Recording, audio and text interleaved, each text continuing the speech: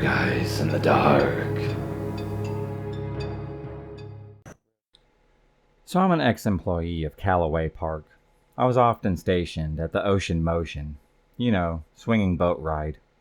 While working on the rides is probably the most tedious thing in existence, the Ocean Motion was always my favorite because it had a shelter and a stool. So if it was ever raining, you'd stay dry and you could sit while the ride was operating. One day, the Ocean Motion was doing its thing, swinging back and forth. It was pretty full, and the lineup was getting long. All of a sudden, I hear a pop noise, and tons of this black, inky fluid started spraying right through the center of the ride, while the boat was in mid-swing. I was freaking out, but it was just the start of my nightmare. I hit the emergency stop button, but the ride didn't stop. While the boat was in a downswing, all the black, inky fluid came falling down on the ride passengers. At that very point, I was mashing the stop button. Stop, stop, stop. Even the emergency stop. Anything. Why wasn't it stopping? The boat was still swinging back and forth. Then I noticed that the wheel that was usually used for braking and slowing the boat down wasn't raised at all. So of course it was not going to stop. I immediately pieced together that it was likely hydraulic fluid that went up a hose, and it must have cracked or something. I grabbed my phone and called security, as was the procedure to do things. Usually they would call during instances when you had to close the ride for a few minutes, or for any reason whatsoever. Then they just log into their records, and the day goes on as normal. So I called up security. I was like, please, send everybody. And they're like, what? I elaborated what was going on. Mechanics, managers, maybe even some paramedics. The Ocean Motion has just spewed oil or something all over the passengers, and it just won't stop. It literally will not stop. Of course, the Ocean Motion is located at the farthest end of the park, so even with people rushing, it would take them a few minutes just to get there. You know how a pendulum works. Conversation of momentum and all of that. Well, the Ocean Motion was at its peak swing, and it just kept on swinging. By the time I had hung up the phone, everyone in line had figured out what was going on and just noped the hell out of there. And here's where it really gets freaking gross. Imagine that you're a 12-year-old kid going on the Ocean Motion for the very first time. Due to some unexpected failure, you've got hydraulic fluid in your face, creating an awful stench. Not to mention, it has been in full swing for well over 5 minutes. You went to go get off, and you're feeling sick, but you can't. So what happens involuntarily? Of course, you throw up. The Ocean Motion is still in full swing, so it goes everywhere, on pretty much everybody in front of you, on their heads, in their faces, in their laps, everywhere. Now it gets worse from here. Imagine that you're in the exact same situation, and someone just vomited on your face. How would you hold it in at that point? More people start vomiting as well. This starts a chain reaction, caused like 5 people to vomit all over everybody. When the managers, mechanics, and medics all had gotten there, they were dumbfounded. At that point, there were very few options. No one wanted to go under that boat and do the repairs, because it was still swinging wildly.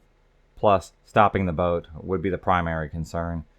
So basically, positioned people at either end of the ride, waiting for it to swing by. And then when it has it at its peak, they try to grab it and put some friction on it before letting go, to take a bit of its momentum out. Now it took another good 7 or maybe even 8 minutes to actually get that boat stopped. I know the managers tried everything. Full refunds, dry cleaning for all of their clothing, any number of things. But it didn't stop any of the lawsuits from coming in. I believe that there were some rather large out-of-court settlements. I worked there for the rest of that summer, but I've never gone there as a patron since. When I was a lifeguard lead manager, this happened. It was mid-July. It was around 100 degrees outside, so there wasn't a single cloud in the sky. It was very hot for me. Since I was wearing a set of khaki shorts and a thick polo shirt, I had the guards go on water runs as needed. They were permitted to rotate in by swimming in the pool. This was to keep them happy, and to keep them from dropping like flies in the deadly summer heat. Naturally, the cycles of the day began like any other. We delegated starting spots, and determined the final rotation based on the number of guards who had shown up, which was all of them.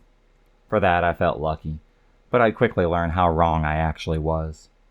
At our park, we had a slide that was about 60 feet high.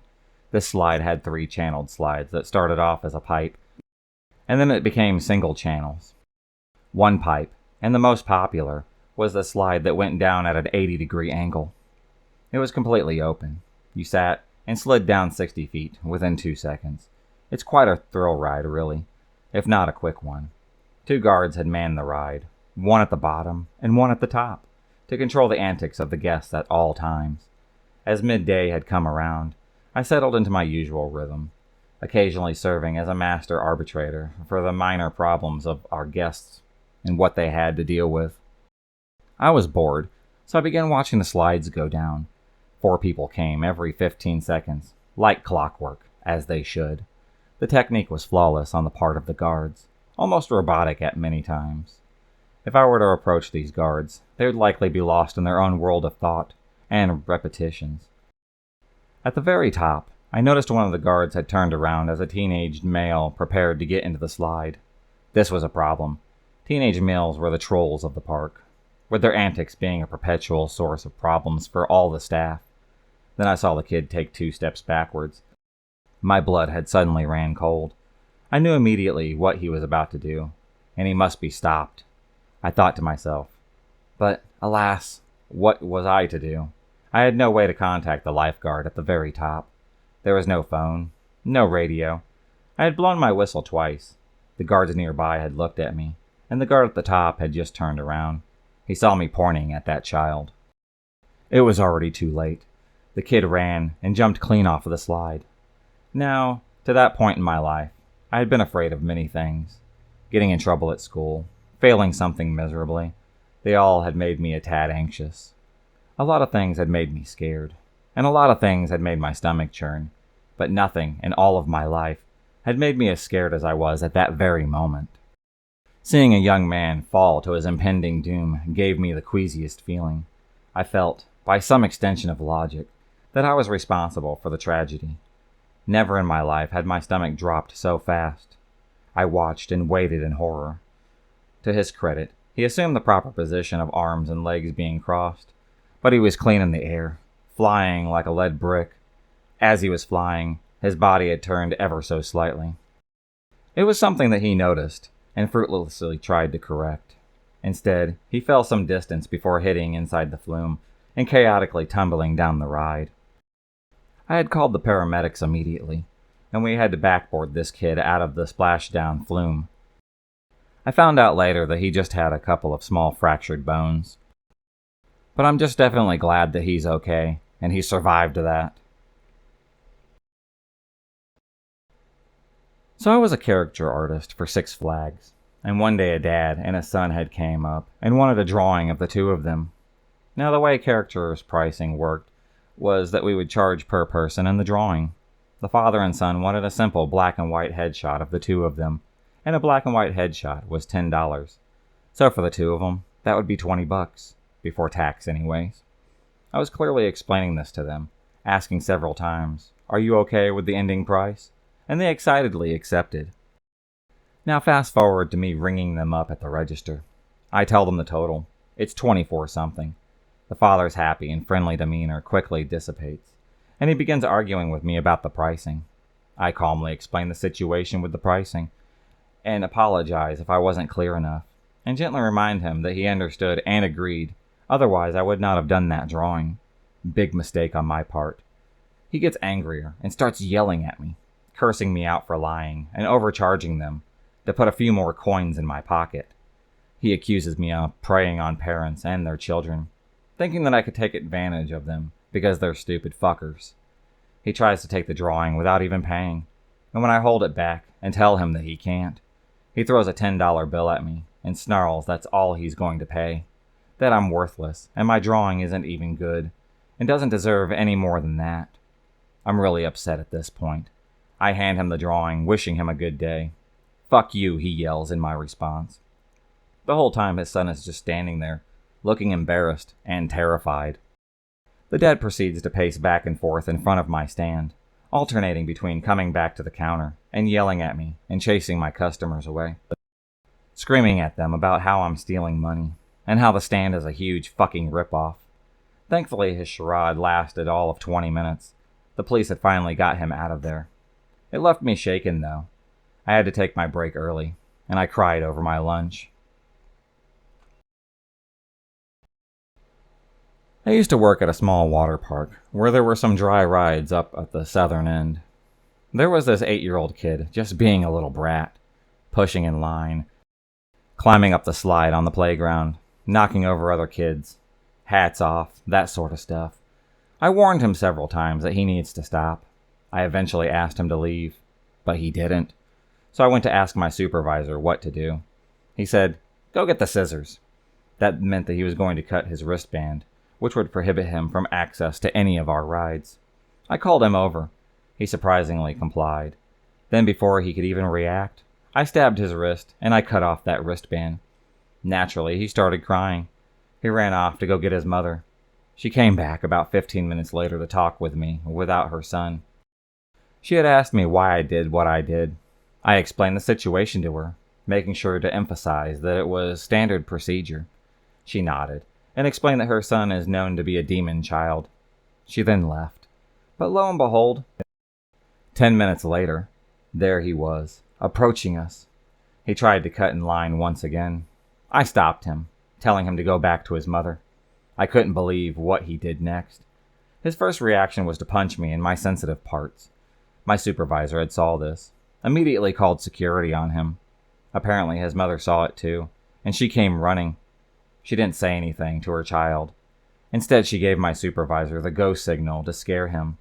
When security arrives, 30 seconds later, they grab the kid, whirlwind him around, and then handcuff him. He suddenly starts wetting himself at this point. They grabbed him, escorted him off the premises in their golf cart. A few minutes later, they returned, and the kid had obviously been crying. He jumped out of the cart and ran straight to his mother, who grabbed him and walked out. People watching were stunned, but amazingly, some applauded as they had went off. That was the best day of work that I had at that place.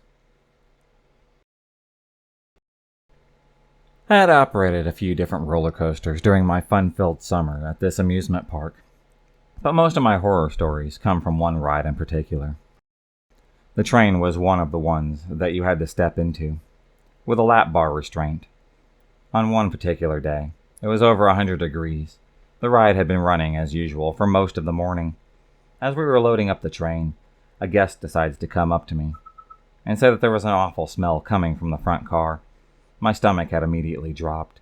Usually with these type of complaints, we'd find that the previous rider had one too many slushies before riding and had lost their lunch. It's pretty gross, but we were used to cleaning that kind of stuff up. I started approaching the front car, immediately called for my coworker to direct everybody out of the train and back into the line. I then had to call our supervisor to close the ride up. Instead of a normal puke situation, I found a greenish-brown liquid spread all throughout the front car, from the seat down to the floor. Whoever was the last person to ride the ride, they had pooped all over themselves and hadn't bothered to tell anybody about it. Cleaning up human poop is one thing. It's disgusting, but it can be done.